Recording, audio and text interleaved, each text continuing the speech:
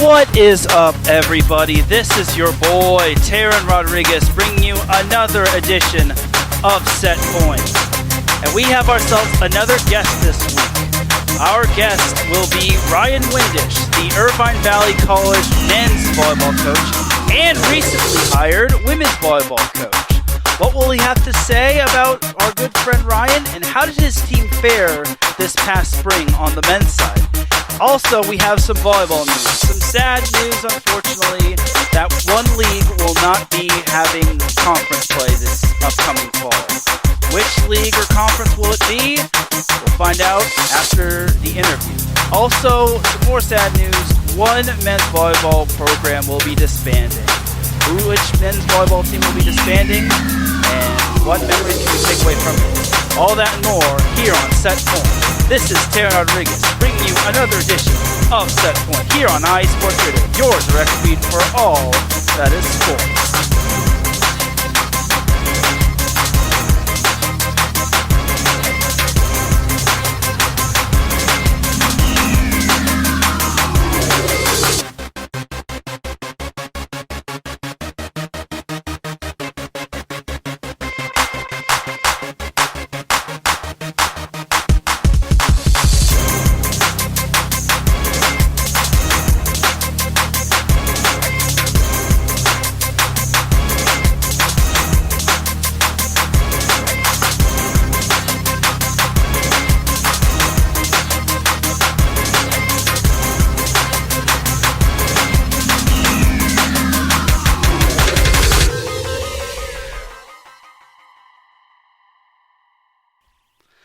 And we are live here for another edition of Set Point. My name is Teran Rodriguez, as always, and as you might know, I'm also doing things a little differently. If I sound a little different, it's because I'm using a new headset mic. So hopefully this new headset mic is working perfectly for those that are listening. Unfortunately, we don't have Jack Stafford here today, but he might join us a little later. So without any further delay, let's meet our new guest, or our next guest. Our guest is the current Irvine Valley College men's volleyball coach, and he was also named the women's volleyball coach at Irvine Valley as well. Also, he is a former Long Beach State 49er, back when they were called the 49ers, and he is also a former Servite boys volleyball player. Without any further delay, let us introduce the one, the only, Mr. Ryan Windisch. How you doing, Ryan? Doing great, man. Hey, great to have you on there, buddy. And it's always an honor. And you're actually the second coach in the past 4 weeks to be a guest on Set Point. So great to have you on. So before we dive on into this interview, hence the little pun, because I think Ryan was a libero. Am I right? Yeah, that's right. All right, so before we dive on into this interview, we just got to get the disclaimer out. So first and foremost, these are the opinions of myself and Ryan, so just in case the feds are watching and all of that. And this is another big disclaimer that I did go to Orange Coast College. However, I do, and Ryan obviously is the coach of Irvine Valley College, but I definitely respect Irvine Valley College and the work that Ryan Windisch and all of Irvine Valley has put in. So, yeah, that's the biggest disclaimer. So, but other than that, let's dive on into this interview like a libero would against a tip kill. So, Ryan, the floor is yours. Tell the people who you are, what you do, and who Ryan Windisch is. Yeah, like you said in the intro, I'm currently the men's and now women's volleyball coach at Irvine Valley College. Back in the day, I played at Servite High School, like you said. Went on to Irvine Valley for 1 year, and then transferred to play for Allen Knight for the last 3 years of my career. Finished up there in 2015 and decided to get into coaching a little bit more. Dabbled around in the club games. Spent a year on staff at Long Beach State back in 2017, the year before they won the national championship. Then I went on to assist the women's program over at Irvine Valley College. That spring, I was the head coach at Golden West College for the men's program there before getting hired on as the men's coach at Irvine in spring of 2019, I believe, or 2018. But yeah, just volleyball guy. I coach club in Orange County over with your buddy Travis Turner at Balboa Bay. Live local, Orange County, born and raised. Was just trying to grow the game of volleyball. Absolutely. Great stuff. All right, Ryan. So what was it like? So actually a couple weeks ago, we had Matt Marujo, your high school boys volleyball coach, as a guest on Set Point. What was that like coaching or being coached by Matt Marujo? Yeah, Matt was great. I mean, we had a good relationship. I was just getting into volleyball when I got on the varsity team at Irvine. It was fairly new to me, and Matt kind of gave me the freedom to just play how I knew how to play, which was aggressive and, not too technical. I kind of was all over the place on the court, and he allowed my competitive side and athletic side to kind of take over. And it was the beginning of the Servite, volleyball, what most people know it as now, of that culture. And I really appreciated the work that he put in working with myself, the other athletes before me, after me, growing the program into what it is today. So, I have a lot of respect for what Matt has done with that program. I spent a couple years coaching with him. That was a lot of fun too, but I think that he's doing a great job, and I really enjoyed playing underneath him for a couple of years. That's awesome, Ryan. And after high school, you went to Irvine Valley College. What was that like going to a junior college? And I've always had my guests have actually gone to junior colleges. Like Marujo went to OCC. Last week's guest, Brad Rostratter, went to OCC. So what was it like going to a junior college and playing at Irvine Valley? Yeah, so I got into the game a little bit later than a lot of people, so I was behind the curve on the recruiting side of things. Talking with a couple schools during my senior year, but ultimately decided that the junior college route was the way to go. My club team practiced out at Long Beach City College, so I was decided between there and Irvine Valley, where Pesto was. My uncle knew Pesto, and I had a good recruiting trip there. I kind of hit it off with Pesto. I liked what he was doing, and fell in love with their program there. When I got there, they just have won the state title in 2011, so I was coming into a team that was trying to defend the state title. So the culture was great. The guys there were awesome. The competitive nature was everything that I wanted.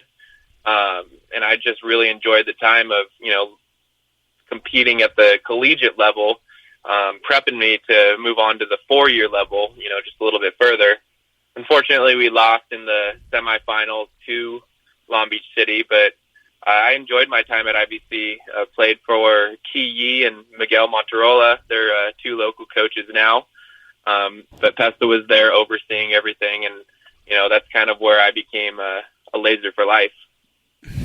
Absolutely. Great stuff. And what can you say about Tom Pesto-Lacey, and what are things that you as a head coach have learned from Pesto?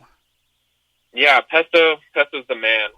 Anybody who's talked to him knows he's the man. I mean, he's a legend, around that part. And, talk about building a program, 20-something years building a men's and women's program to be, nationally recognized at the 2-year level, is insane. But, volleyball aside, Pesto's just a good guy. He genuinely cares about each and every one of his players, co-coaches, other, faculty members and everything like that.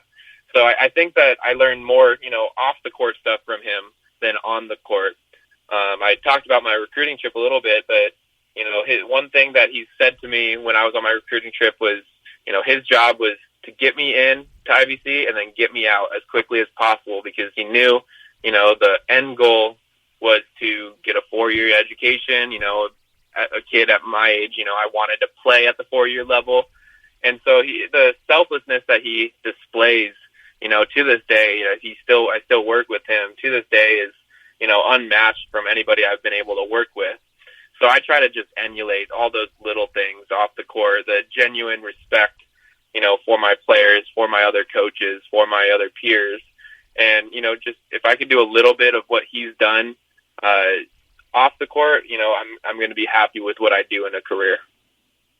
That's great to hear, Ryan. So now we're going to actually go a little lighthearted on this question. So 4 weeks ago, Tom Pestalozzi did ask about his Oreo shakes, his infamous Oreo shakes. So I need to know, have you ever had Pesto's Oreo shakes before? I have not, because the only times he would have made them, would have been late after practice and I would have been gone, or at home. But if you ask any player that's come through, what they've tried from him is his PB&Js. He always has peanut butter, jelly, and bread in his office for anybody, coaches, players, to come in and, whip up a sandwich before or after practice if you're rushing to class. I mean, that's just the one thing that, guys players, girls players. So his PB&Js, he kept his Oreos away from the players. Kind of had his own little stash in the office, but no Oreo shakes in the office for me. That is cool. That's really, really interesting that that Pesto. I never really knew about that, and good on Pesto for keeping the Oreos away from the players. All right, so now your dad, Todd, was a very talented volleyball player, and he was a legend at Woodbridge High School. What can you say about your dad and did he get you into volleyball? You know what? My dad actually never played volleyball, so it must be a mix-up on the name side of things. Definitely didn't. My dad was, didn't even grow up in the area, so sorry to disappoint you on that answer. Oh, well, my bad there, Ryan. So, but did your dad ever have an influence you on when it comes to playing sports, or did anyone have an influence you on playing sports? Yeah, definitely. Even though my dad didn't play volleyball, I grew up playing, everything. Actually, I played a lot more hockey in my life than anything else. But, even though he was working full-time and, at one point was still going through law school, he still was able to get me to every practice, show up at every practice, being at the games, so just that support, not directly by saying anything, just indirectly being there and, being that presence, it really allowed me, to succeed, or allowed me to choose what I wanted to do, which ended up being ultimately volleyball.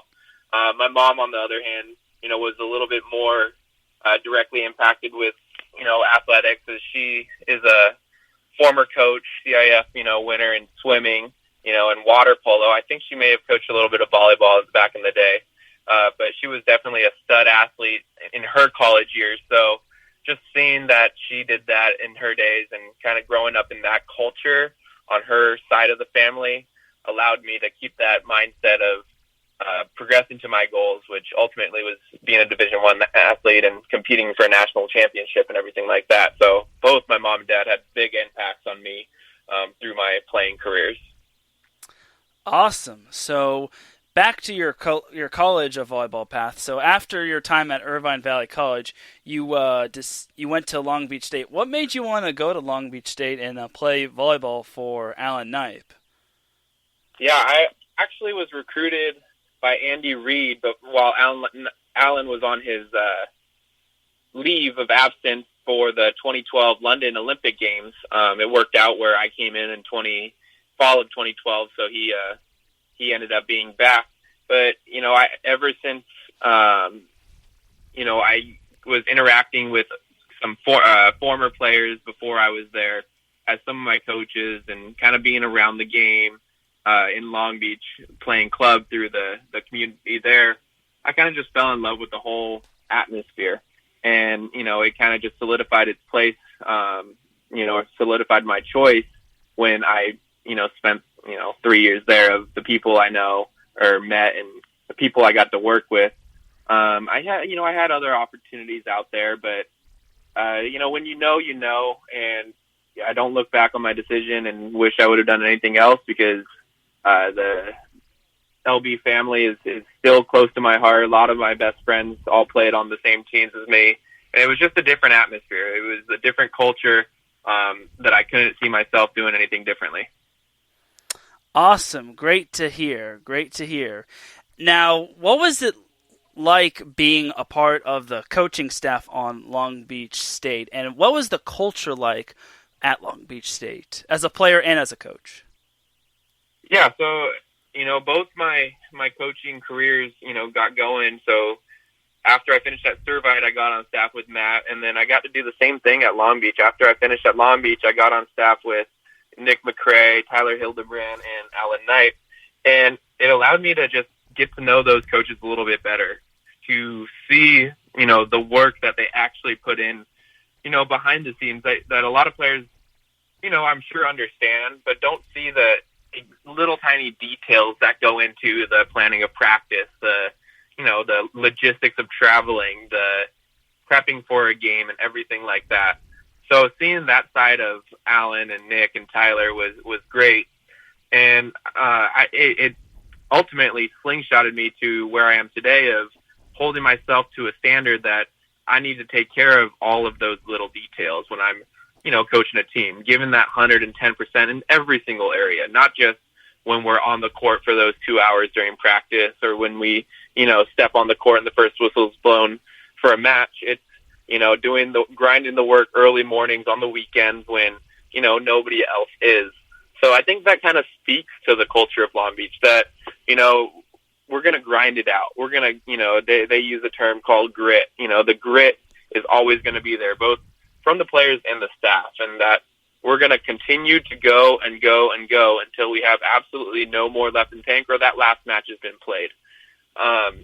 And so that mindset of we're just going to go we're going to go harder than you, as a player, helped me as a coach thinking to myself, well, I'm just going to do everything I can, watching extra hours of video, getting earlier into the gym to, help out those players that want to get the extra reps, going one step further on the scouting report for the next matchup and everything like that. All those little things, have bled into the culture that I'm trying to continue on at Irvine Valley that, I've learned from Pesto, and now I've learned from Alan and Nick and Tyler. And Tyler's actually taken it over to Nebraska. So, it's great to be part of that coaching tree and continue on a legacy that I was proud to be a part of as a player and as a coach. I believe it was 2018 or 17. Eventually you got hired on as Golden West's men's volleyball coach. What was it like coaching at Golden West and coaching another OEC rival? Yeah, it was fun because I took over for Paul Munoz, another Long Beach libero back in the day, good close friend, a lot of respect for what he's done in the volleyball world. And he was, looking for a little switch, and he ended up jumping on staff at Long Beach State. So we kind of did a little flip-flop in careers, and, I got to continue on another great legacy. Golden West, I wasn't, very familiar with. I knew they had a long, rich history of women's volleyball. I knew they won a, recent state title with some of my buddies playing on that team. But it was fun to get into a school that I really didn't know personally. And it allowed me to connect with my players a little bit more. I had to take that extra little bit of time to get to know my players, where they've come from, and have, zero expectations since I came in without, anything. And so that process of day one in the fall to the last day in our spring was a lot of fun. I have a couple of players playing now, Josh Kim and Constant Tolentino. They're playing at King University, Division I level, so it was great to see them. But, all the players that I got to deal with, are always going to hold a special place in my heart and mind because they were my first collegiate team. And, the work that we put in, taking care of some of those games that a lot of people really looked down on us that year was just extra special to me. Being my first gig, being in a place that I really didn't know what to expect on that first year. Obviously having to go against, crosstown rival Orange Coast, wasn't fun, but we still enjoyed our time. We had, a lot of great memories from that season, and I really appreciate what, everybody at Golden West did for me to eventually get me to where I am today. Was it difficult having left Golden West College, or what was kind of the reaction when you had to tell your players that that you were going over to Irvine Valley? Yeah, it was tough, especially when telling the freshmen that I'm not going to be returning with them next year. I had to, I did it in a classroom with all of them, and just kind of seeing their faces of, man, like, we're losing a coach right now. It's tough, and the decision was just right for me in a sense that I was already on staff with the women's team, and it just made sense career-wise to be at Irvine Valley, for both the men's and the women's, limit my travel a little bit, allowed me to be just back-to-back practices and everything. So it just made sense logistically, and, former Laser myself, it just felt like I was going back home. So it wasn't a tough decision, but it was, bittersweet decision, moving on, and, a lot of my players understood, and we still keep in contact.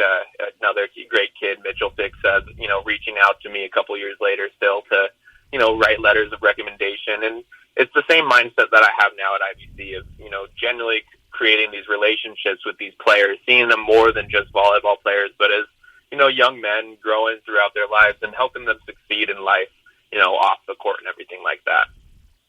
That's great to hear, Ryan. So now let's jump into your first year at Irvine Valley College, which had its ups and downs, honestly. So what were some of the difficult parts at Irvine Valley, starting out as a rookie coach? Yeah, so got hired on, a little late, so late into, I would probably say end of May or early June, around that time. So it was tough to, recruit. I spent the whole spring and fall prepping to get kids into Golden West, and then all of a sudden I have to call these recruits and let them know that I'm leaving to Irvine Valley. Fortunately for me, one of them followed me along that I was, working with quite a bit on the recruiting side of things, and decided to make the switch to Irvine Valley, or commit to Irvine Valley with me, Dimitri Gossett. And I'm sure you remember that name from that last OCC match. But, oh no! Oh boy! But it was kind of a weird feeling, coming in late with the recruits. Luckily, I grinded, and we had, Pesto has such a great culture there that he had a great class and everything like that. So, that was a little bit of an obstacle to get over. The other thing was creating a new system. I run, a little bit of different on the court system than some kids are used to. So those returners, those sophomores, or maybe redshirt freshmen, we're looking to do a different system, and they're kind of stuck with a new coach coming in. They had no say on who they were playing for. So, whether it was a positive or a negative for them, it was something that they weren't expecting. And so trying to build that trust from nothing for those players was tough. I had to sit down and, have some conversations with kids about, plenty of things, but, building that trust, was tough at the beginning, but ultimately is the biggest reward at the end of having that trust for my players on the court and off the court. And then, once, we got rolling in season, the classic ups and downs from matches with injuries and dealing with everything going on, normal teams deal with, that was just part of the job. So besides that, it was a fun year. It was a fun first year there. Oh yeah, and one of the more memorable matches you had, we'll be talking about a little bit. You actually touched upon it, but let's actually talk about some of the more matches. Like your last match of the season against Santiago Canyon. You kind of had a little bit of a rough night against the Hawks. What do you think was just the problem against the Hawks? Yeah, and I mean, Tim Johnson, another Long Beach legend and Long Beach alumni there. Love to see the Long Beach guys coaching. Had a great group that year. Two great pins, some pieces there. And came ready to play. I think that we got a little content with wrapping up our playoff spot. I don't like to say that we, weren't prepared, but I mean, we weren't prepared for them to come in full swinging for a playoff spot. I know that we didn't play well, but Santiago played really well. The credits to them for taking it to us. So that we definitely didn't, even if we were playing well, it would have still been, tough for us to have a fight in that match. But it was a good wake up call. I think it was good for us to get woken up before playoffs started. We just were a little bit underprepared for that match, that last regular season match. Yes, yeah, and I kind of think that loss may have been the turning point of that season, just in my book. So after the loss to Santiago Canyon, you pulled off a tough win, a nice little 4-set victory over Moore Park College. What do you think you did correctly as opposed to the match against Santiago Canyon? Yeah, well, by that time in the year, we had a little switch at our setting position. And so, as a volleyball savant as yourself, that switching up your setter late in the season, mid-season, is not something you see teams do. And we had a situation where I had to make a setter switch. And, it just took him a match or two to get rolling, to connect with those hitters a little bit more. He was setting with us all fall, and he was, just getting in the groove of competing and that building that trust up a little bit. But by that point, we had everybody clicking. Declan Holder was one of our freshmen. He's now at Vanguard with Brad Rostrader. He was, stepping out of his shell a little bit and he had a great run in the playoffs. Both our middles, Grant Maroki, who's at Long Beach State right now, Tristan Belsby, who will be back with me, at IBC after a redshirt year. Dimitri was taking care of business. Sean Carroll was, our leader, our sophomore leader on the court. And then Red Ramos, our libero, he was another late addition to the starting lineup with some other switches. Everybody was kind of just, gelling, peaking at the right moment. So, by that point at Moore Park, we felt confident in what we were doing and just played our game and had a lot of fun doing it. So after that win over Moore Park, you faced the big, bad, scary, and dreaded Orange Coast College. Going into that match, seeing as you had, no offense to you, but you all had lost to OCC twice that year or in conference play, and that OCC team was pretty stacked. What was going through your mind having to play OCC for a third time?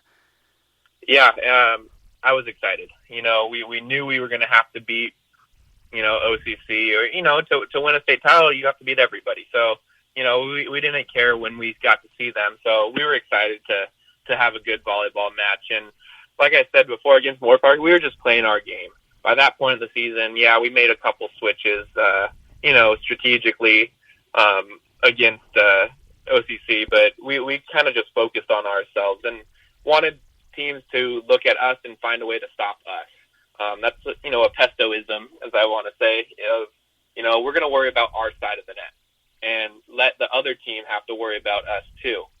So at that point, we were confident enough, we felt good enough, or at least all of our players did, of play our game. And at that point in the year, that our game was, we're going to hit our serves as hard as we can, and we're going to hit our, we're going to hit the ball as hard as we can offensively. Block and defense wise, we're going to do our best to slow teams down and everything like that. But, we want teams to try to slow us down. It was, a fun match. That year I was coaching with Kyle McCauley from OCC, so I'm really close with him now, and I got to coach Garrett Halsey back in the day. So that was, fun to see them on the other side of the court. Plus, me and Travis, are getting closer and closer as the years go on. So, it was just a generally good volleyball match that, I'm always going to remember. Absolutely, and it was definitely one to remember as you all. But by the way, before shout out to those in the chat room. Before anyone is wondering what OCC is, it's Orange Coast College. So just gotta throw that out there. So anyway, so that was definitely a match to remember as you managed to pull the upset against the number 1 seed OCC, and OCC had actually come in undefeated in that match. So what was the feeling like having just upset a really talented team such as Orange Coast College? Yeah, it felt great. I was happy for the boys. They definitely worked, hard to get that win. As, a little bit of a rivalry, over the years, it definitely felt good to get my first win over OCC as a coach. So on the men's side, at least. So it was nice. It was fun.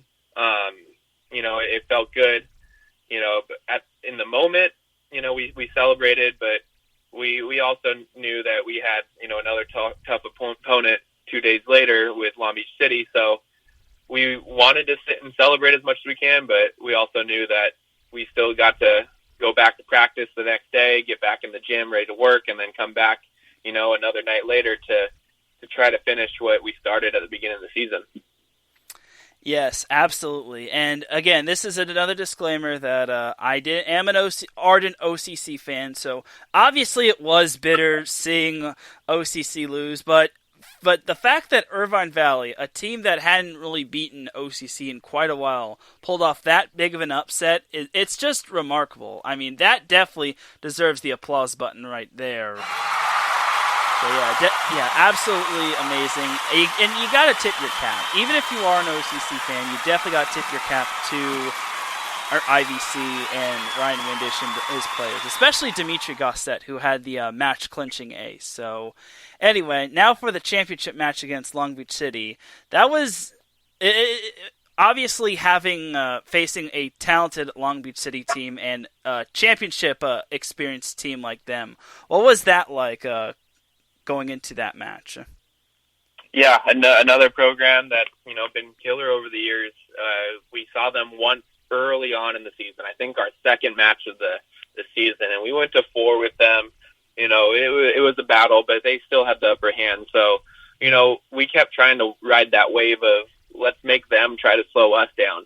And prepping for that match, it wasn't too much of we have to stop them. We knew they had some pieces on the left and the right. I mean, Kyle Onema was, a beast that match. And then Yuri on the right was, another force that we had to really focus on. So we had that in the back of our heads, but we wanted to continue to ride that wave of hitting our serves tough, being aggressive offensively as much as we can, and try to make them slow us down just as much as we were trying to slow them down. But, so prepping wise, not too much change on such short notice. But trying to just play our game, going into that match. Awesome. And unfortunately it didn't go the way you wanted it, but what was the takeaway of that match and the takeaway of the whole season? Yeah, I mean, the match didn't go our way. Unfortunately, Declan, who I mentioned earlier, was a freshman that was having a great playoff. I mean, he was having an unbelievable stretch of games. He was really just, in his own way, unstoppable. Well, first set of the match, he lands on the ref stand and tears his ACL on the spot. And, as a team, it's tough to recover from that. We had a guy on the bench who did some work for me this past year, Max Wise, who, we trusted to come in cold. I mean, he was his serves off the bench, but come in cold to step in the finals. And, hasn't played, much all year. And he did a great job. I mean, having to do that is something that's not easy. Rare people, it's a rare situation where you come in the finals, off the bench and have to, compete with, one of the top teams in the state. So, it kind of threw us off our groove a little bit. I mean, no excuse because Long Beach played, basically perfect. And they definitely deserved that 3-0 sweep against us. But, it just kind of showed that, in the moment we were a little hurt, but the work that we put in, nobody expected us to be there. And it was satisfying that we got to where we were. The overall season was definitely a success in our eyes. And it just puts that little bit of emphasis on being a complete, well-rounded, deep team. Many teams could skate by and sometimes, get by with being, 6 guys on the court. But, us at Irvine Valley, we want to make sure that we have the depth that every single person, no matter who we put on the court, is going to step in, and we have that trust and the faith to do their job and play at the highest level. And so it just put that extra emphasis on that as being a whole complete team, not just, the starters and the B team, but we're all IVC.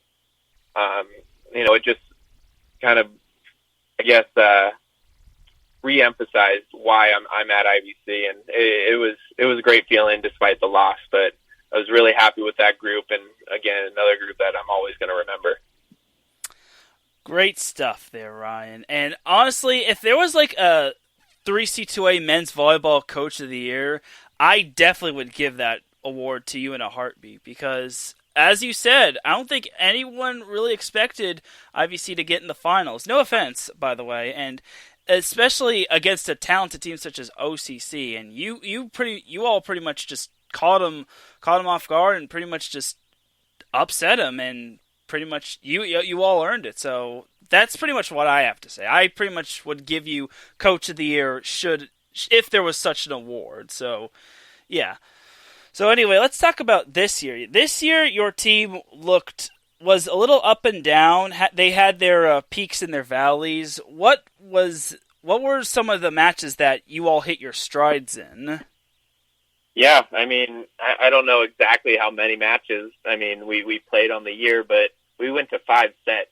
I gotta say, at least half the time. 5 or 6 times we went to 5 sets. So the match could have gone either way. And this year in the state, it seemed like it was up for grabs as to who was going to win the state title. It was a very competitive year. I was really looking forward to finishing out the Orange Empire Conference. We only got 1 match in, and then getting to playoffs and getting another cracks at some of those, more northern teams and then the San Diego teams. As far as matches, we hit our stride. We clicked up in Moore Park.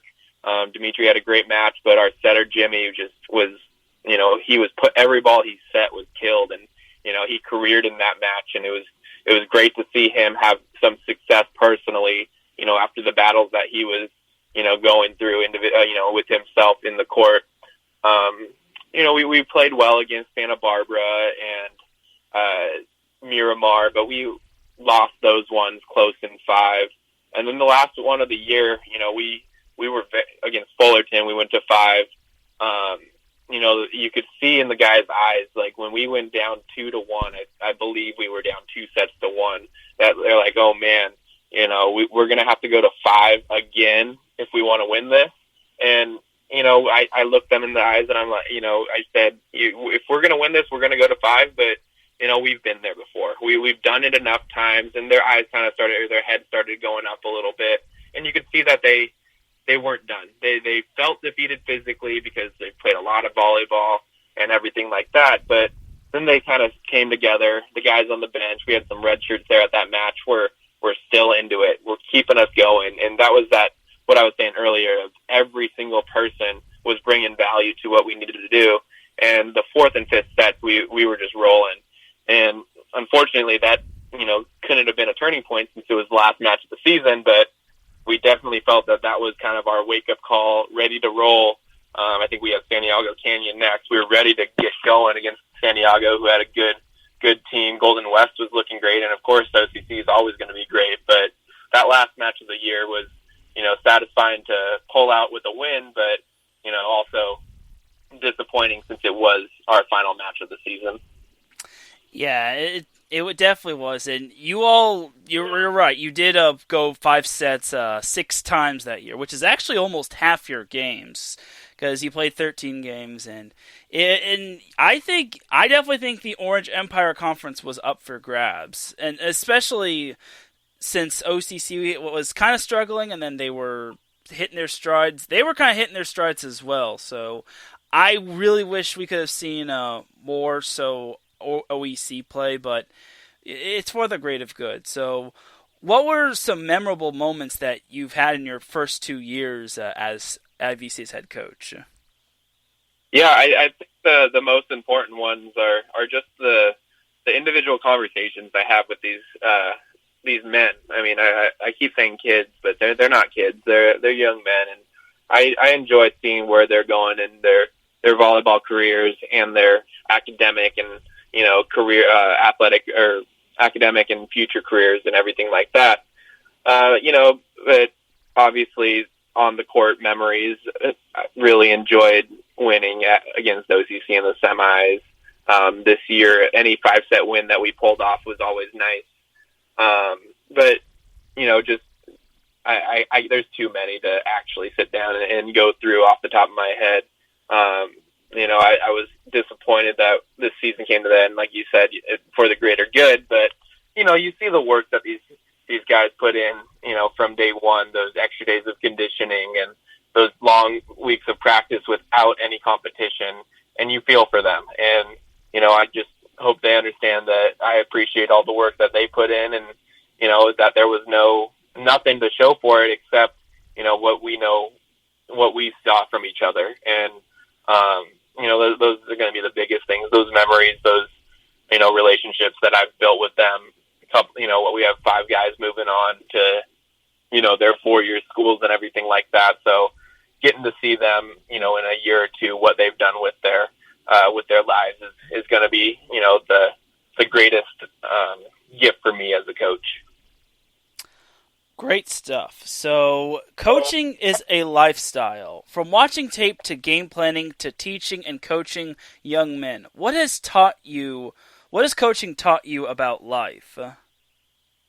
Yeah, I think the biggest thing for me is that coaches have impacts on players, whether they realize it or not.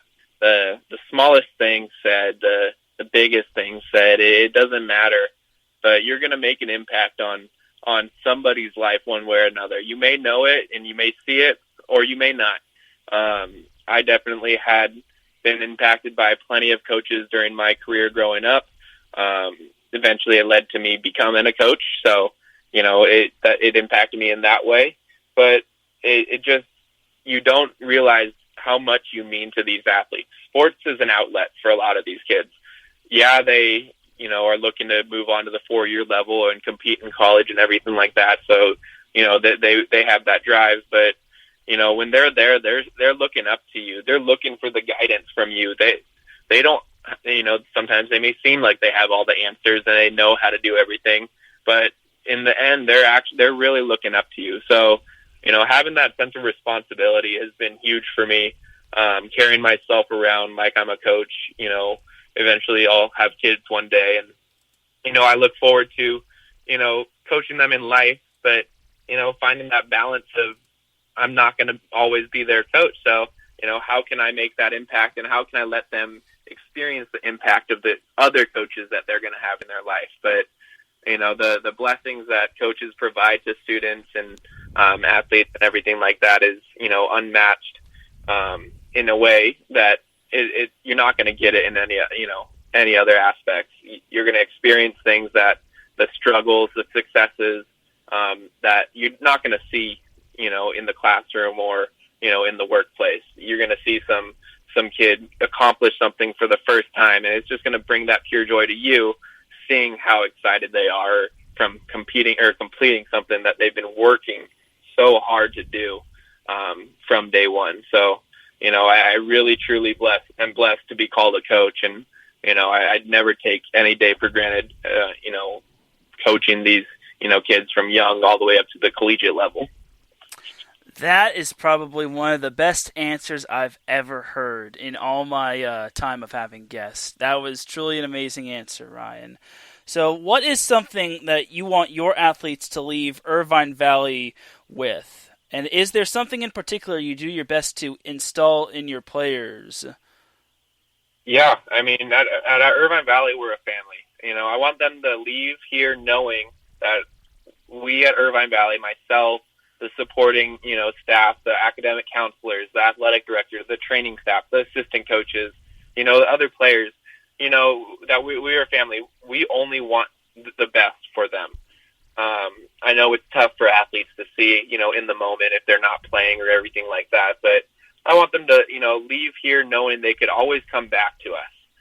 Plenty of alumni come back and just want to see, Pesto's face or, a assistant coach or anything like that. But that sense of family is something that we're really proud of. We have our alumni Facebook group. So seeing how excited that former Lazes are when the current Lazes are having success, just shows that we really are pushing to be one big happy family, as cliched as it sounds, but that you could leave Irvine Valley and still come back, and we'll do whatever it takes to help you out. If you need a job recommendation, if you need, a job, and we can help you out with coaching. If you just need to come in and, work out or play some volleyball or, sit on the bench or anything like that, we're going to be here at IVC to help you out in whatever way it is possible to get you, back on your feet, to give you a sense of,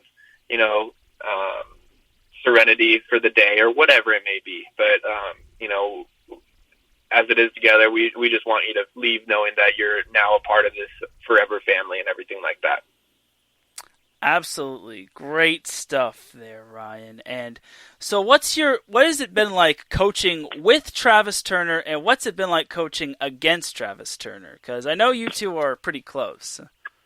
Yeah, so, it's been funny because I've been coaching club against Balboa for a long time, and eventually my brother, who's now a junior at Servite, he just finished his sophomore year, so going to be a junior, made his way up to the high school ages of Balboa Bay, and timing worked out where I talked with Travis to make the move over to Balboa and work with him, and, he's been nothing but a support system now, letting me do what I want to do coaching-wise, but also allowing me to learn, put me in a position to learn from the other coaches that he has working in his great club. The culture that he's built up is, nationally recognized at the junior boys level, and it's just, an inspiration to be working with him, and that he seeks the, advice from me as much as I seek it from him. It just treating me like a peer is, very appreciated. Coaching against him, we've only had now, that 1 year, because we haven't got to play this year. So those 3 matches, were fun. I'm sure we were looking a little bit more forward to the matches this year, having, I guess no, because my time at Golden West, but he basically crushed me. It's fun. We just have respect for each other across the net. We know we're both going to put out teams that are going to battle and everything like that. But at the end of the day, once that final whistle is blown, shaking hands, we're, good friends again. And, nothing's going to be personal. We just want to be competing and helping kids move to the next level. So, that common interest will take our, friendship and coaching, whatever you want to call it, as far as, time will tell. As Jack Stafford once said, the volleyball community is a close-knit community. So 100% agree there.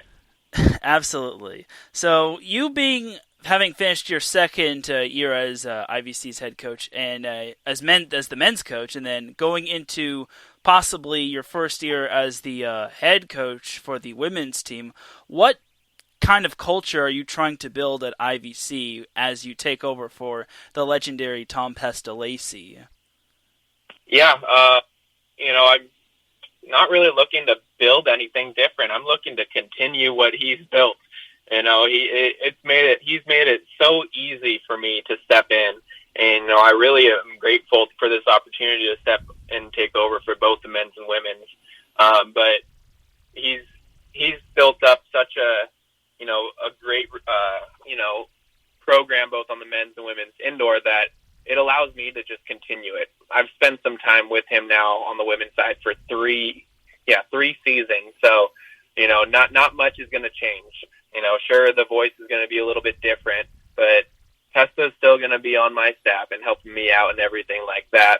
He's still going to be the women's beach coach. So, he's still going to be around, and I hope to just continue on what he's, put his life into, and keep that going. He's had the success. So, that old saying, if it ain't broke, don't fix it. I'm not trying to fix any program here. I'm trying to continue on, the legacy, that Tom's built, and, just have that respect for the work he's done.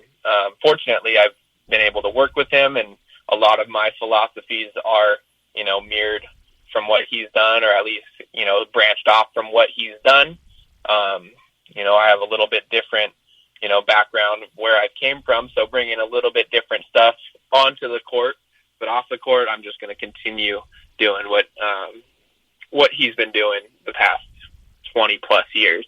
So I'm really excited and thankful for the opportunity to take over for both programs this fall. That's great to hear, man. Great to hear. So what advice would you have for young up-and-coming coaches who are trying to build something from the ground up? Yeah, I mean, it's tough to build from the ground up nowadays, but, it can be done. I know back when I was finishing up my master's degree, one thing that really helped me was reaching out to, former coaches, to current coaches, and just asking what their advice would be, in whatever situation you're doing. And, just by building those relationships, it's going to take you to the next level. You're going to build those relationships, and then all of a sudden that's going to lead to, an assistant coach that you're going to hire or anything like that. But it's going to allow you to, surround yourself with the right people that's going to help lift you up and lift your program up and everything like that. I know that there's still coaches I'm trying to reach out to. I shoot a text out to every once in a while and everything like that, just to get some advice on something or see what they're doing. Nowadays, a lot of my buddies are coaching at the women's Division I level, and you best believe that I'm going to be calling them up, whenever I'm facing a situation during my first season as a head coach.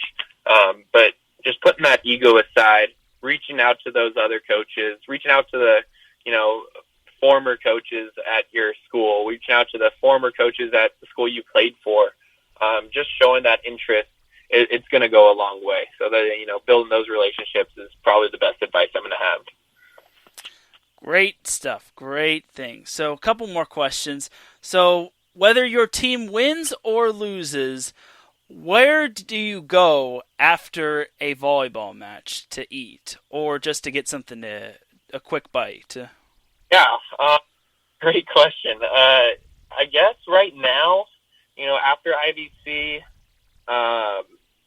if it's a home match and everybody's going on their own, I usually hit up the CPK right down the street, with either the coaches or some friends or anything like that who's at the match. But if it's a long road match, and I'm driving the boys home, I always take them to In-N-Out.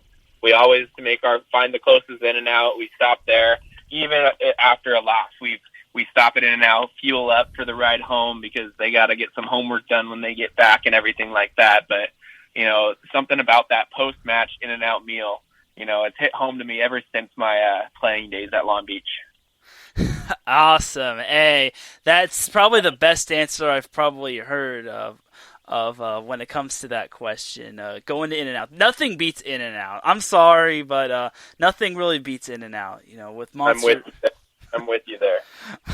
Monster animal-style fries and that secret sauce on the burger and all of that. So anyway, who have been some of your more memorable players in terms of like a club or at the collegiate level that you've coached? Yeah, I mean, collegiate level, it's been tough because, I haven't had, too many years, but,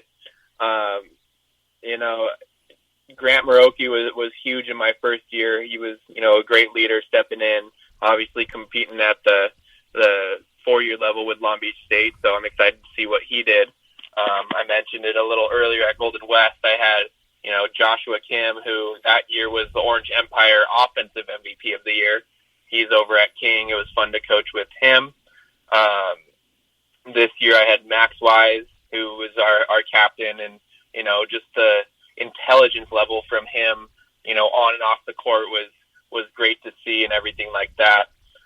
Dimitri Gossett was a fun one to coach. Got really close with him over the past couple years because I was recruiting him out of high school, and then got to spend 2 years with him. It was, a pleasure to see him grow as a volleyball player. And then on the women's side, I mean, with IVC, we get so many girls that are so great, but this past year was a a lot of fun having them for the past 2 years with, Leah Cruz. She's going to go to University of Hawaii to play beach. Truth Hafey is off to Georgia State. She's our setter. Anna Unke was our libero. She's off to play some indoor and beach at Bakersfield. So, just to name a few. And then Olive Aguilar, I have her coming back to IVC to help me out. She was our state MVP when I was on staff to when I was assisting Pesto back in, I think, 2017, and we won the state championship. She was just, on another level offensively. I think had 30 kills in a 4-set match. So, she's always going to, be in my mind when I think of former players. Great stuff, man. Now, before we close out this interview, I just need to know. So ever since this whole pandemic started, there was this one item in particular that just whooshed off the shelf. It vanished without a trace. That not even the greatest detectives can even solve the mystery of how this item vanished in particular. So Ryan Windisch, I need to know, did you have enough toilet paper when this pandemic started? Yeah, I did. I mean, I think we had a Costco run early on before it was flying off the shelf. So we had a good sized Costco pack, in the house, and it wasn't of our concern and everything like that. I think there might have been a little bit of worry once we saw that, get to the end of the final 1 or 2 rolls in the bag. But by that time, I think we were finally restocked back, and the grocery stores are accessible again. So not too much worry on my side of things. That's good. And Pesto actually was wondering why people were hoarding the toilet paper. And I think to this day, no one can answer that question of why people were just straight up hoarding the toilet paper. But yeah, great question. And, in the future, it's going to be just like, the chicken or the egg. Well, why the toilet paper? Exactly. But anyway, thank you so much, Ryan, for joining me on Set Point this week. It was great to have you aboard. And yeah, have anything else you want to add before we hit to the commercial break? Yeah, I just really appreciate what you're doing, Teran. You've been, providing a lot of, support to men's junior college volleyball over the years. I love seeing you at the matches, love seeing you at the high school matches when you're over at Newport Harbor and everything like that. So just want to make sure that I thank you for, helping this game keep growing and everything like that. And I look forward to catching more episodes from the Set Point moving forward. Hey, thanks a lot, Ryan. And that definitely means a lot. And thank you for all that you do. You're definitely doing a great job when it comes to coaching volleyball at Irvine Valley. So on that note, it's time we take ourselves a commercial break. When we get back, I'm going to be discussing some more volleyball news and discussing what's coming up later on today and what's going to be coming up next week. So you're listening to Set Point here on IE Sports Radio, your direct feed for all that is sports. Drivers, start your engines.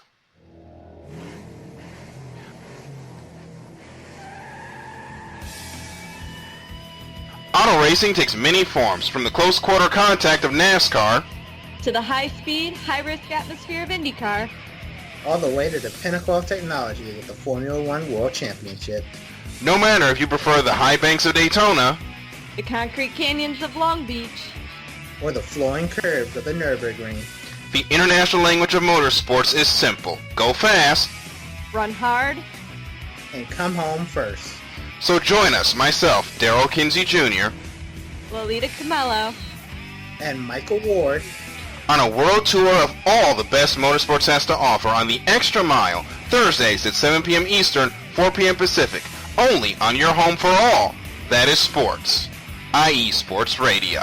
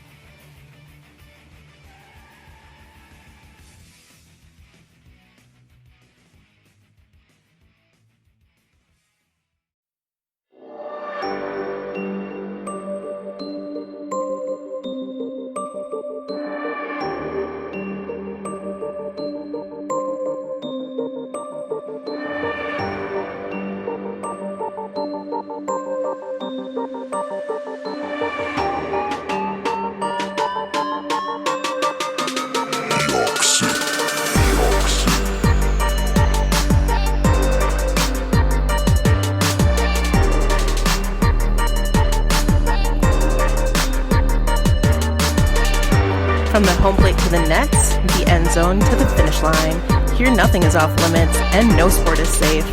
Not what it seems, with your host Caitlin Seam, bringing you sports like you've never heard before.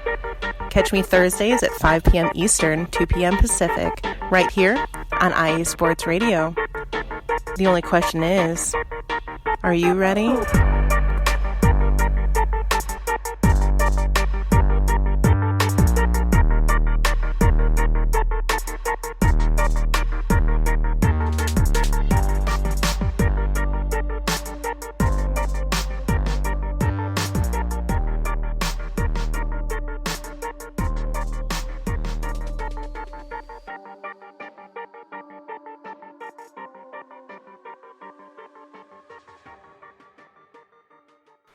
That is right, everybody. We have ourselves a lot of great shows going on. And welcome back to Set Point. If you're still tuning in, thank you. I definitely want to give a shout out to the chat room. Trying to fix my mic as it's a little close to me. Again, if you're just tuning in, I do have a new mic. I have a headset mic that I'm using for this episode. And I did kind of have a little bit of a tidbit or trivia for you all. I did have to hold my speaker up to the mic.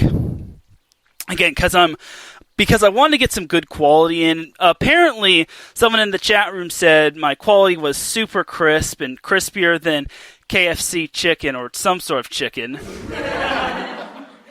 But anyway, back to the chat room shout-outs. Definitely got to give a shout-out to Davidson Crooks, says, what's good? And then Dave Friedman, the one that complimented me on my sound quality, he was in the chat room chatting it up, and definitely appreciate you tuning in, Dave. Unfortunately, he had to leave. He said his nephew's in town, and he has to do a couple things. So definitely appreciate you tuning in, Dave, and definitely appreciate you coming in with your shenanigans, saying, yes, Santiago Canyon. A Mizzo guy says having no idea what that is. You and your little funniness, Dave. Definitely do check out Dave Friedman's Dave Friedman's show, being the Kansas City Shuffle with him and Pezquire, aka Ryan P. Davis.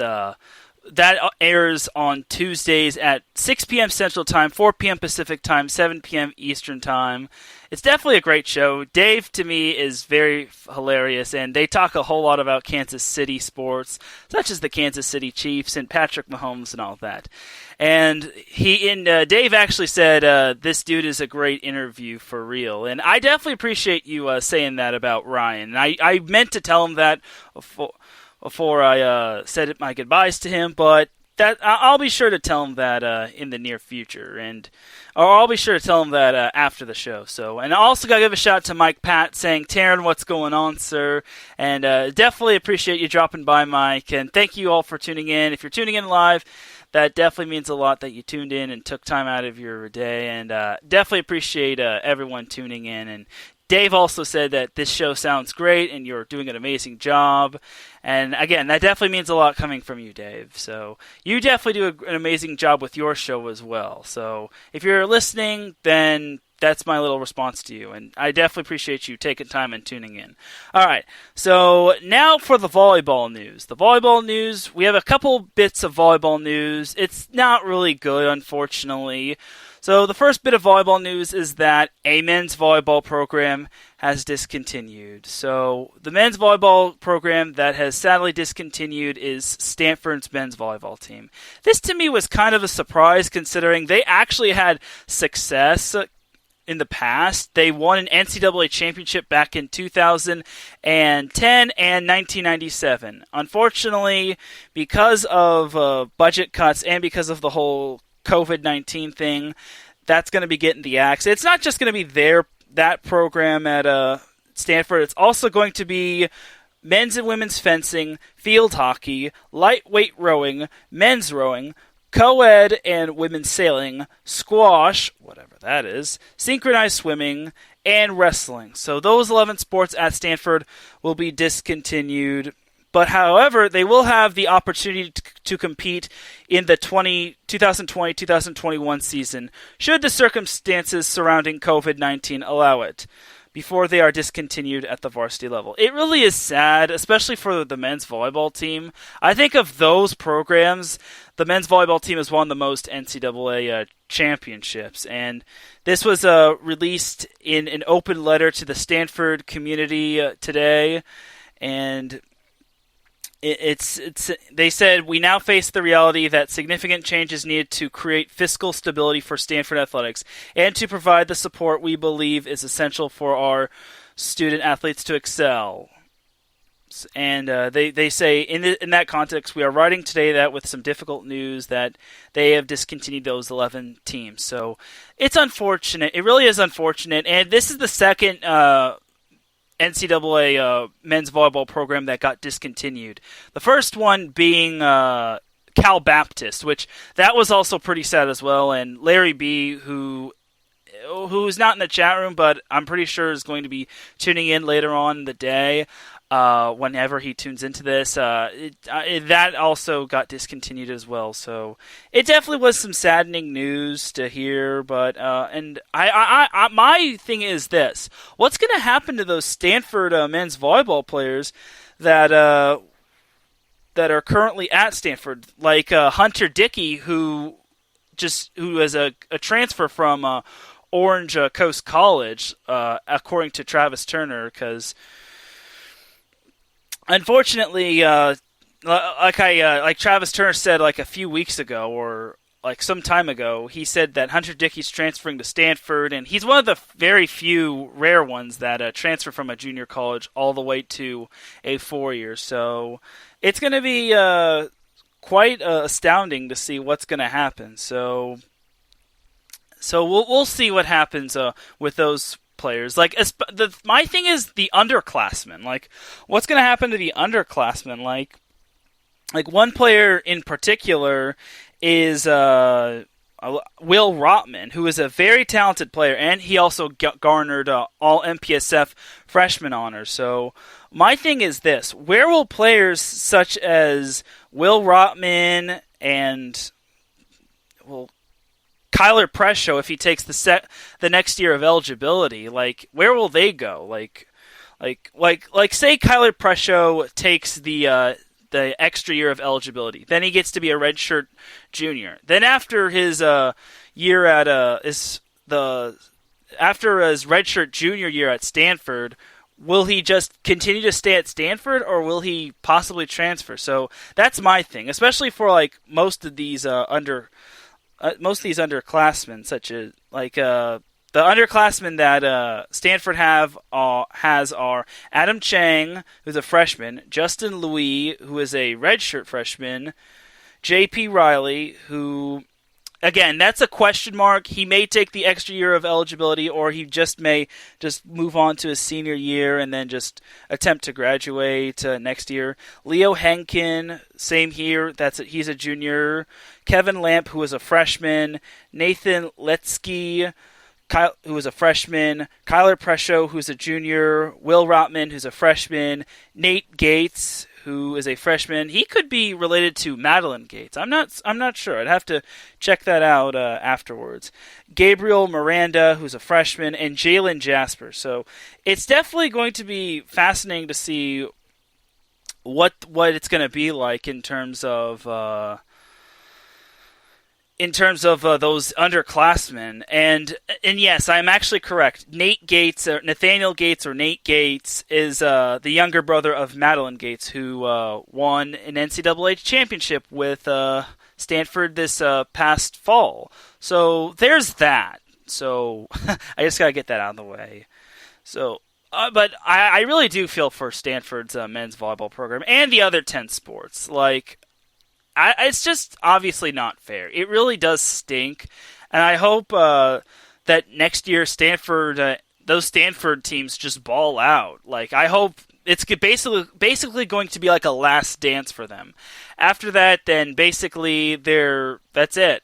That's those 11 programs just going away, which it is sad once again, but unfortunately, It is what it is. We're living in tough times, sadly. So there's the news in regards to the men's volleyball program discontinuing.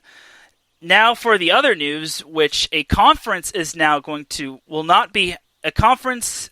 overall will not be having any competition in the fall semester. And this was reported by Executive Director Robin Harris, who told Heather Dinnish just recently today. And the conference that will not be having any competition in terms of sports in the fall semester is the Ivy League. So now this is a very, very, very interesting thing to see, considering now this is the first conference that will not be having any competition this upcoming fall. So meaning no fall sports, no water polo, I don't know if they even have a men's water polo team, but who knows. No volleyball, no soccer. I think football is in it, but I don't know if they have we see them play games, but I'm not sure. None of that, and that means that women's volleyball will not be played for the Ivy League. So that's kind of a concerning factor, considering that's one less conference, and this could yield a red flag to the other conferences. Granted, this isn't a Power 5 conference. However, this does, without the Ivy League, this could open up the possibility of more NCAA postseason spots. I mean, the Ivy League isn't nothing to write home about. It's not like the Pac-12 or the SEC or the Big Ten or any of the Power 5 conferences. This is basically a conference that no one really cares about. I think only one team makes it, and if you win the NCAA, or not the conference tournament, the Ivy League tournament, then you basically automatically go into the playoff, or the NCAA tournament. And without a conference, that's one less team. So basically, it might open up, let's say there is a NCAA women's volleyball season. That means it'll be one less automatic berth to the postseason. So it definitely could raise possibilities, but it could also raise concern on if other leagues should follow suit, because if the Ivy League decides to not have competition in the fall, then maybe other conferences should follow suit. I doubt every other conference will follow the same protocol, considering the Ivy League is kind of up east and some of these other conferences are all over the place, and I don't Pac-12 is mainly in the West. The SEC is in the South. The Big Ten is basically Midwest, I believe, for the most part, and so on and so forth. But I don't know. I just think that this is kind of concerning. It's a little concerning to me, considering but it's just the Ivy League. It's nothing to break the bank over. So hopefully every other conference doesn't follow suit. If they do, then so be it. But honestly, I think NCAA sports will hopefully come back. I mean, there's still doubts of NCAA college football happening, and without college football, then what makes every other sport safe? If anything, there'll just be no fans. There'll just be no fans at sporting events, and it'll just be played with few spectators as possible, like crowd personnel or announcers or anything like that. So we'll see. We'll have to see what happens going forward with the other conferences and leagues. So that's kind of your volleyball news right there. I also do want to get into the AVP seedings. The top 6 seedings have been released for the AVP Champions Cup when it comes to beach volleyball. So first seed is the number 6 seed. On the women's side, it is Kelly Larson and Emily Stockman, who are the number 6 seed, and these two will be the number 6 seed, and they garnered 3,382 A2 points in regards to, I think it's like a voting system of what their seed could be, and they garnered the sixth most amount of points. And as for the men's side, the sixth seed will be Treyborn, and Trevor Crabb. They are the number 6 seed on the men's side, and they garnered 3,061 points. So there's that, but both those teams can get hot in certain sets. So there's the number 6 seed. The number 5 seed on the women's side is Lauren Fendrick and Emily Day, who garnered 3,511 points.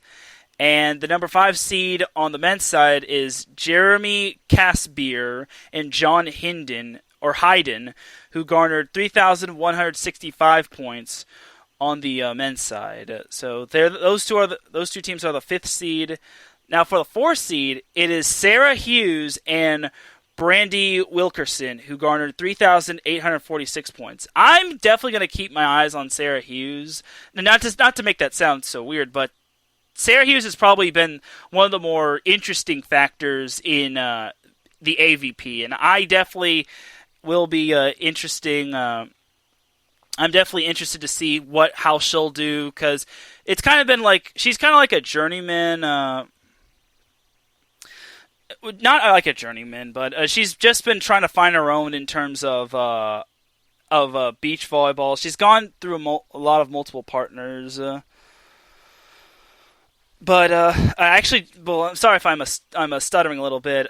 Jack Stafford actually just texted me, and he said it was a bummer to hear that Stanford got discontinued in terms of men's volleyball, but he's definitely saying that the show is turning out great. I definitely thanks for checking in on me, Jack. I definitely appreciate you. Hope everything's going well. We'll definitely get things squared away to the point where we'll be back on Tuesdays at 5:30 p.m. Pacific time, 8:30 p.m. Eastern time, just so we're not having to shuffle, because I highly doubt I will be back. Set Point will be on Wednesdays anymore, because there's going to be 2 new shows that's going to be occupying the Wednesday slot, so we'll see. So anyway, back to the AVP Beach Volleyball Champions Cup seeds. Sarah Hughes and Brandy Wilkerson are the 4th seed, and the 4th seed for the men's side are Casey Patterson and Theo Brunner, who garnered 3,595 points. And Casey Patterson is also yet another very talented and interesting player to check out on the men's side. I wonder how he's going to do in terms of the Champions Cup going forward. So now the 3 seed for the women's side is Sarah Sponsel, a former UCLA women's volleyball player, and Kelly Clace, a former USC women's volleyball player. They both played beach, actually.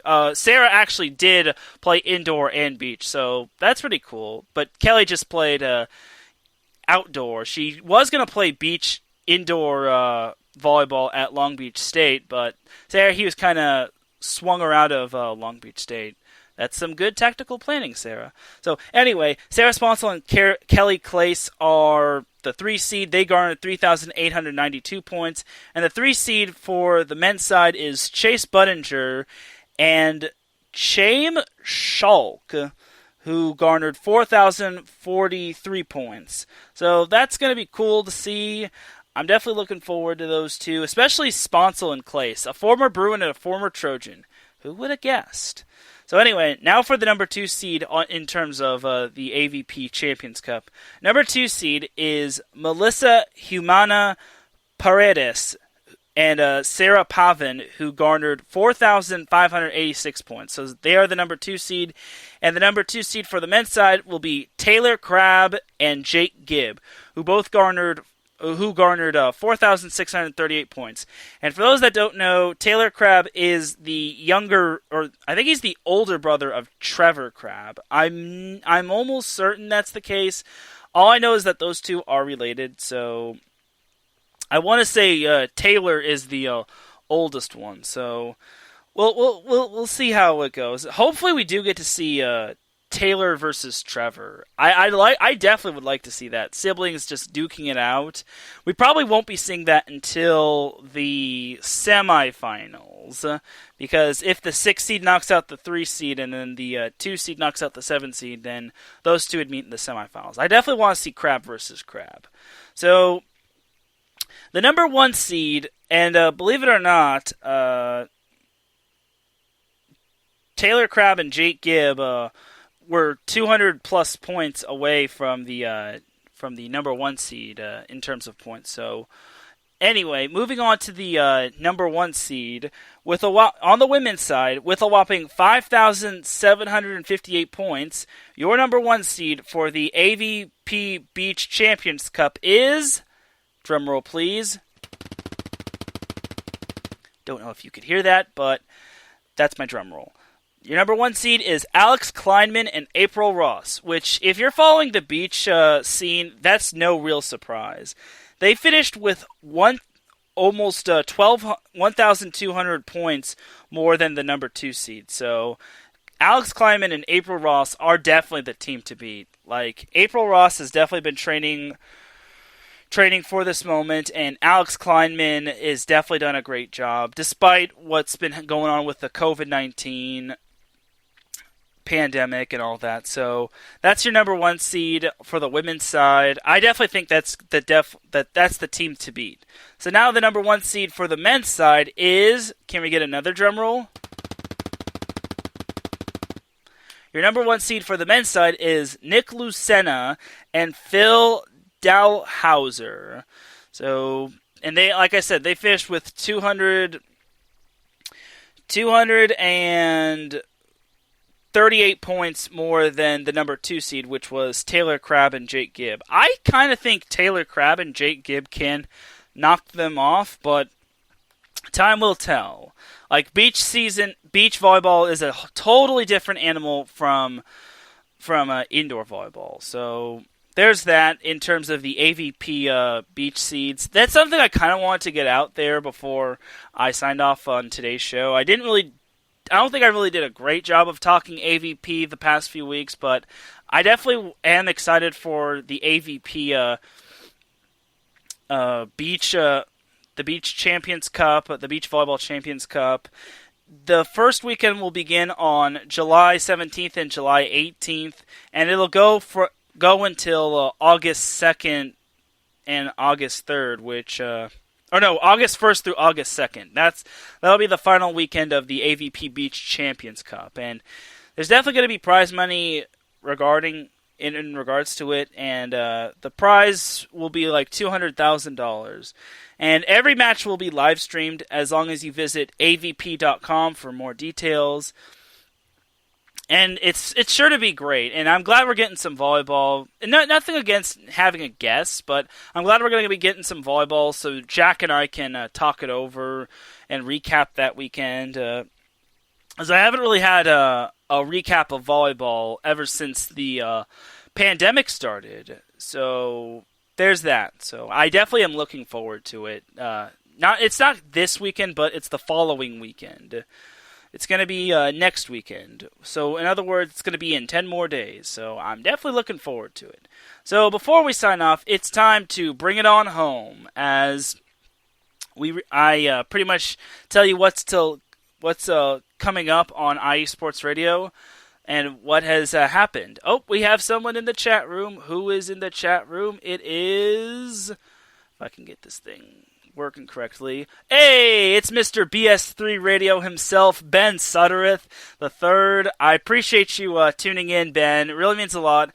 And also, I definitely appreciate the kind words you said to me on Monday in your weekend wrap-up show. It really meant a lot for you to give me a Benny Award and to have you thank me for all the support of your shows. Definitely do check out BS3 Radio. They produce a whole lot of great content, especially Ben Suttereth. He has his weekend wrap-up show, and he has the BS3 Sports Podcast, and The Real Deal with Courtney Harden.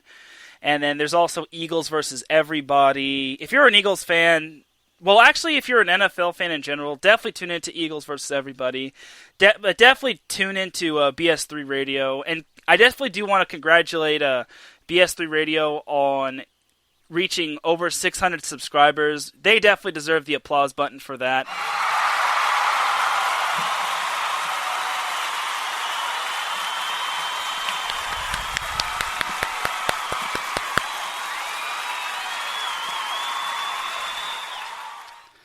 definitely huge congratulations to BS3 Radio for reaching 600 subscribers on YouTube. Greatly deserved, and I'm one of those subscribers, so I'm honored to subscribe to BS3 Radio. And they have a live stream every Monday at 4:30 p.m. Pacific Time and 7:30 p.m. Eastern Standard Time. So definitely got to tune into BS3 Radio and all their shows. So thanks again for dropping by, Ben, and showing the love to my show. It really means a lot. And keep up the great work on your end as well. So anyway, now to continue to bring it on home, we obviously had ourselves a great episode of Fast Break with Davidson Crooks and Darius Locke. That was on Sunday at 5 p.m. Pacific Time, 8 p.m. Eastern Time. You can catch them every Sunday talking about basketball. They recently just talked about Maku Maker's decision of committing to Howard University, choosing that school over many other schools, which included UCLA as well. So that was huge right there.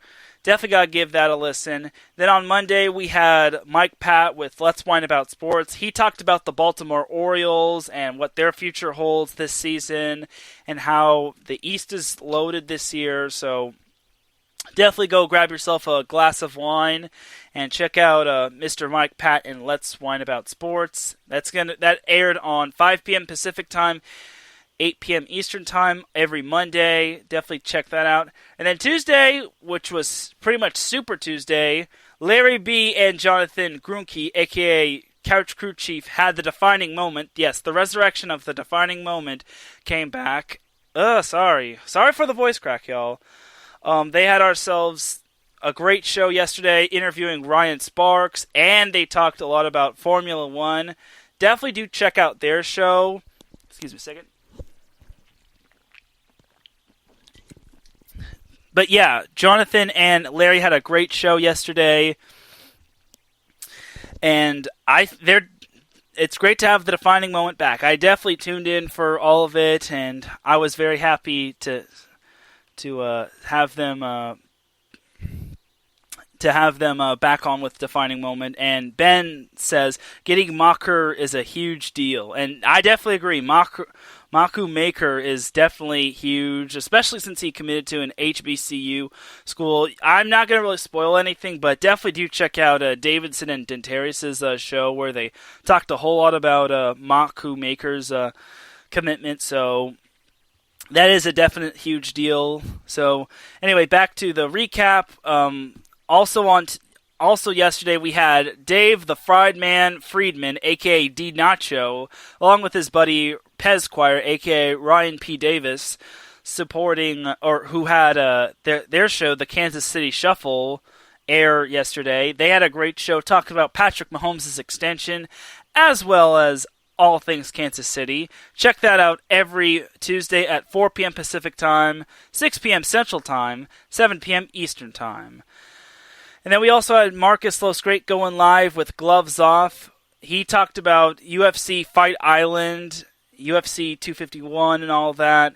And if you're not tuning into Gloves Off every Tuesday at 7 p.m. Pacific Time, 10 p.m. Eastern Time, then the nerve of you. The nerve of you. That's all I gotta say.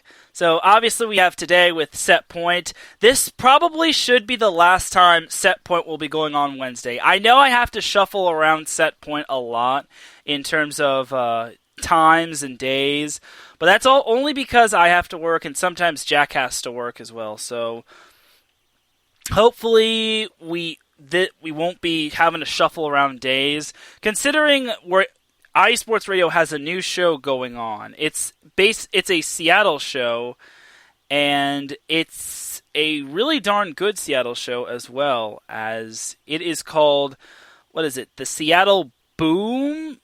The Seattle Boom or something like that. I feel...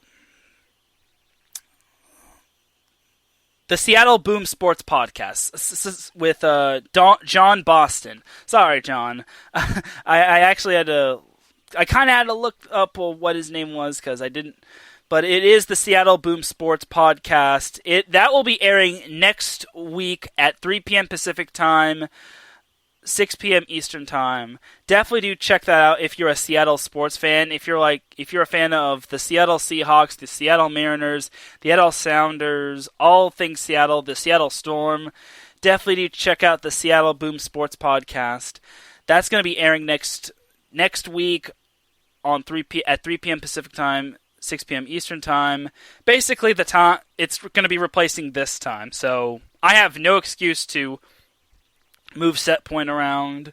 I'm definitely going to commit myself to try to keep set point on Tuesdays at 5:30 p.m. Pacific Time, 8:30 p.m. Eastern Time. So just so it's not an inconvenience for myself and Jack and anyone else. So that's my thing.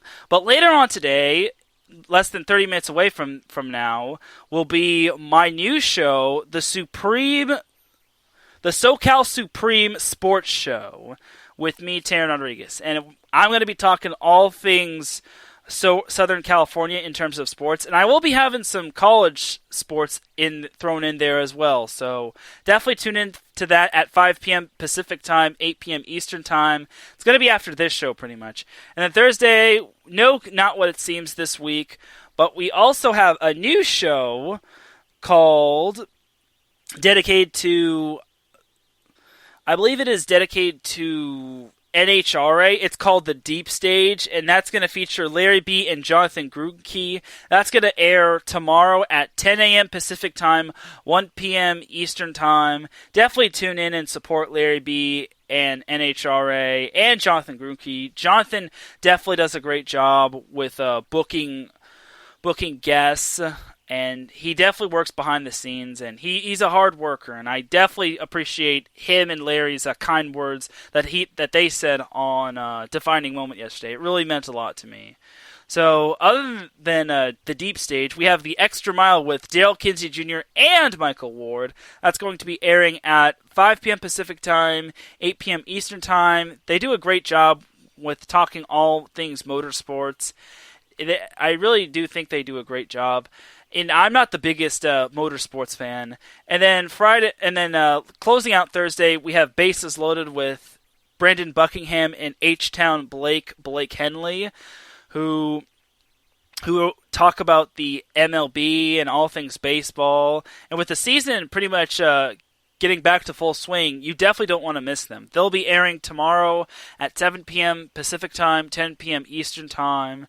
And then Friday, I don't know if this is for sure, but we have the Soccer Scoreboard Show with Gabriel Montoya. With the MLS coming back, that's definitely a show to listen in on, where he'll be talking the MLS, Liga MX, La Liga, all things soccer.